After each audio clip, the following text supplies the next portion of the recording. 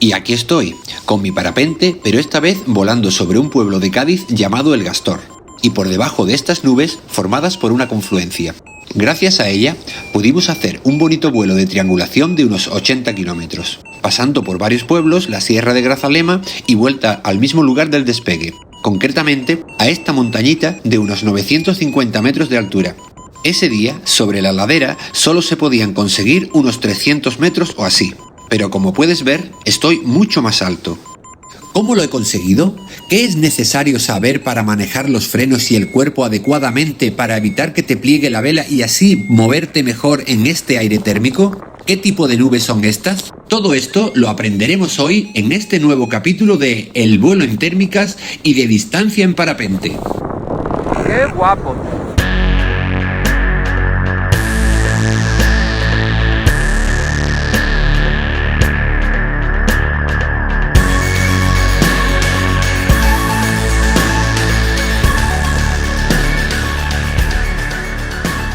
Estamos en el despegue de Poniente de Algodonales, Cádiz, y él es Francis Reina, uno de los grandes del parapente de competición en el mundo. Con él quedamos este día junto a varios pilotos más al haber visto en las web de Meteo que podríamos tener un gran día de vuelo gracias a una posible confluencia. Pero esta casi nunca se monta en el sitio exacto que se prevén en estas páginas. En este caso se comenzó a formar, pero no aquí, a unos 7 kilómetros más atrás en el llano. De todas maneras, no íbamos a dejar de volar por eso. Es más, iríamos en busca de ella. Una vez en el aire, intento subir en alguna térmica y me encuentro que están rotas, son débiles y no alcanzan mucha altura. Así que había que ir pensando alguna estrategia con la que consiga llegar a esas nubes sin aterrizar antes, ya que entonces me perdería un magnífico día de vuelo y eso sabe mal, sobre todo si una vez aterrizado ves a tus colegas encima de ti y cada vez más altos. Pues bien, veamos, esta es la montaña de Algodonales. En este caso, el viento es de poniente. Como explicamos en el primer capítulo, el viento choca contra la montaña y en ese aire subimos. Pero el viento de superficie que pasa por alrededor hace aproximadamente esto. Dependiendo de la forma de la montaña y también de la velocidad y la dirección del aire, este fenómeno de confluencia puede darse en una zona o en otra. En estos ejemplos de simulación de flujos de aire producidos por ordenador, podemos observar cómo se comporta el viento según la forma que tenga el obstáculo que se encuentre. ¿Pero qué es lo que ocurre exactamente en ese lugar? Como dijimos en capítulos anteriores, el aire, como todos los fluidos, tiene una determinada viscosidad que hace que se quede pegado al terreno y no se separará de este a no ser que alcance una determinada temperatura o haya algún agente externo que lo haga. Y en este caso es el propio viento que al chocar genera pequeños remolinos que actúan de disparadores térmicos. Esto lo puedes tomar como referencia para muchos otros lugares más, tanto a gran escala como la confluencia a la que me dirijo o a pequeña escala, como una casa en un llano, un pueblo, etc.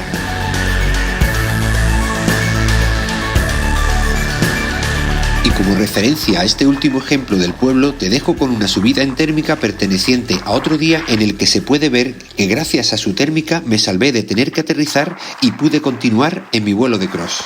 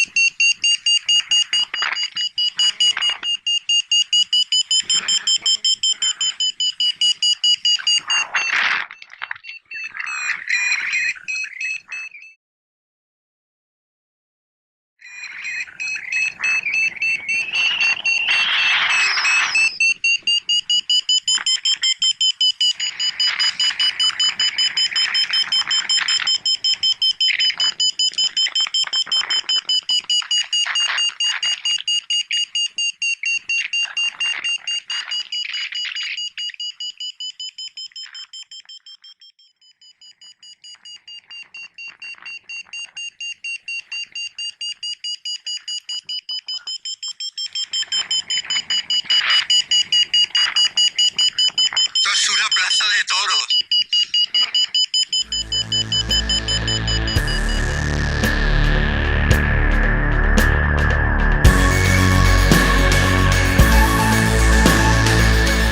Pero volvamos a nuestro vuelo. La distancia desde nuestra primera térmica hasta las primeras nubes es de unos 7 kilómetros y la altura máxima que se sube en la ladera es de unos 300 metros sobre el despegue, o sea, 750 metros sobre el terreno. Y con esa altura no llego de planeo.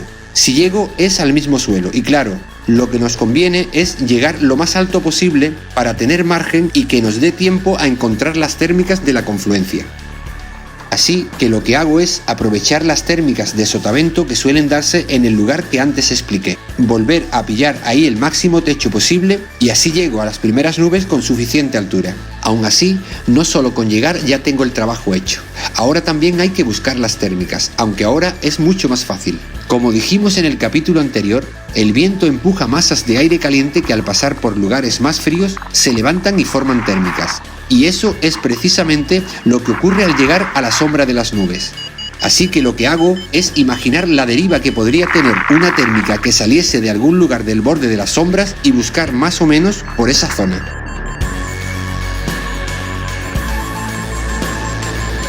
Está muy bien.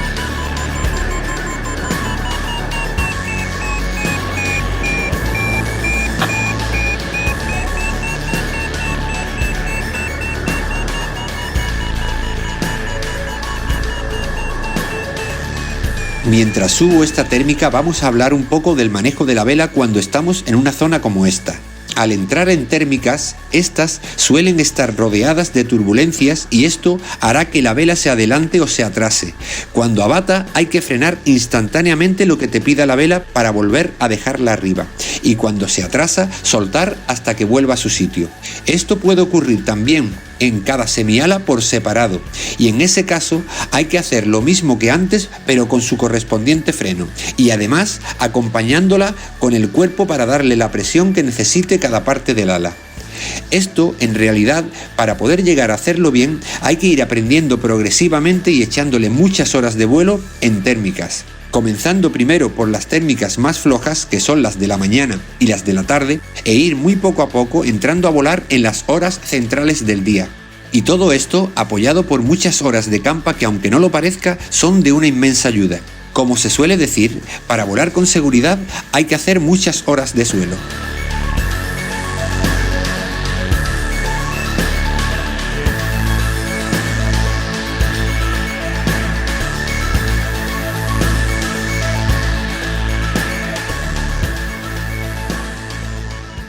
Seguimos con nuestro vuelo, y ya llegando casi arriba del todo.